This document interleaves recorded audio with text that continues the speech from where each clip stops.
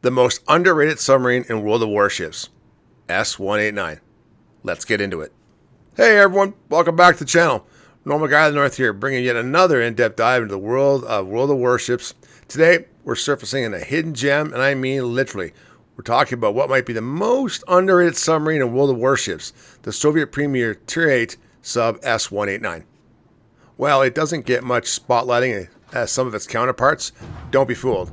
This silent killer is a force to be reckoned with in the right hands. Let's break it down why S-189 deserves way more attention, how to use it effectively, and what sets it apart from the rest. Let's start with a little historical context. The real S-189 was a Whiskey-class submarine project 613 built by the Soviet Union during the Cold War era. It served for over 3 decades and was eventually turned into a museum ship which you can visit today in St. Petersburg, right where Wargame used to be. Now it's Leicester Studios. In World of Warships, this historical diesel-electric sub has been reborn with a tactical edge and a whole lot of stealth. First off, let's talk stealth and maneuverability.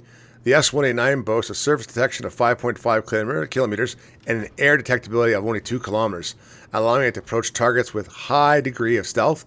Its maneuverability is notable, with a turning circus radius of only 480 meters and a rudder shift time of 5.76, making it agile enough to reposition effectively during engagements. Now, let's talk firepower, and the S-189 does not disappoint.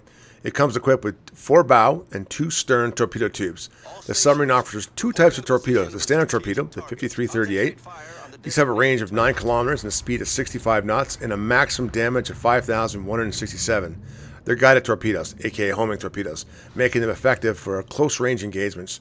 Now, the alternative to that torpedo, which is the 5338 Mike Zulu, these have a longer range of 12.3 kilometers, a higher speed of 74 knots, and a significantly higher maximum damage of 14,300.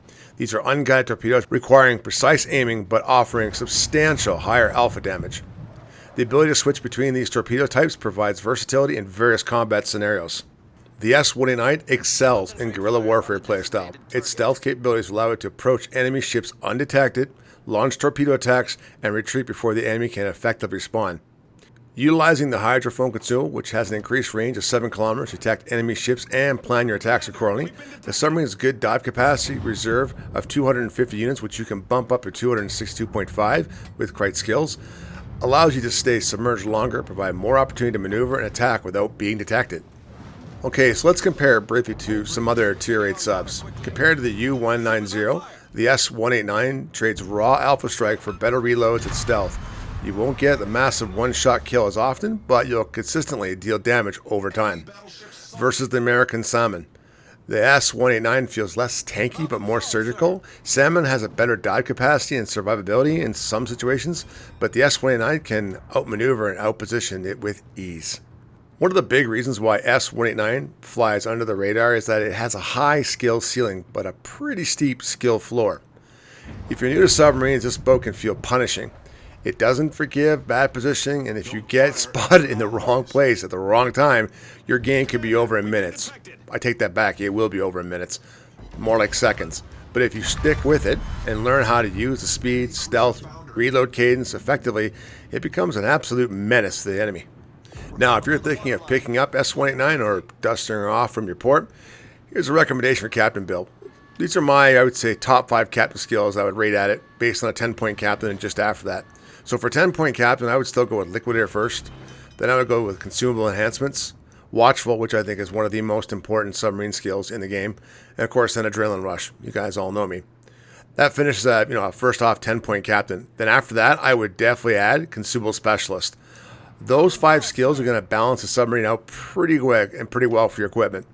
Now, for equipment itself, main armaments mod, 1 obviously, engine room protection, I always take that, dive capacity mod, and then of course submarine gears and reinforced bulkheads. You could take the torpedo one for plus 7% damage, but is that really worth it?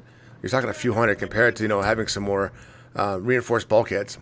These all synergize with its hit and run playstyle and help you stay elusive and stay alive. So to wrap it up, the S-189 is not the biggest, baddest, flashiest sub in World of Warships, but if you're a thinking player, someone who enjoys flanking, predicting movement, and slipping away unseen, it just might be the most rewarding submarine for you in the game. It's a sleeper pick, a dark horse scalpel in a game full of sledgehammers. In the right hands, it can punch well above its weight. If you've overlooked S-189 before, I hope this gives you a reason to give it another shot or a first try. Thanks for watching. If you enjoyed this breakdown or found it helpful, don't forget to like, subscribe, and hit the bell so you don't miss any more upcoming ship reviews and tactics. What do you think about S-189? Do you have a better pick for most underrated sub in the game? Let me know in the comments below. Until next time, as always, take care, stay safe. I wish you all the best, and bye for now.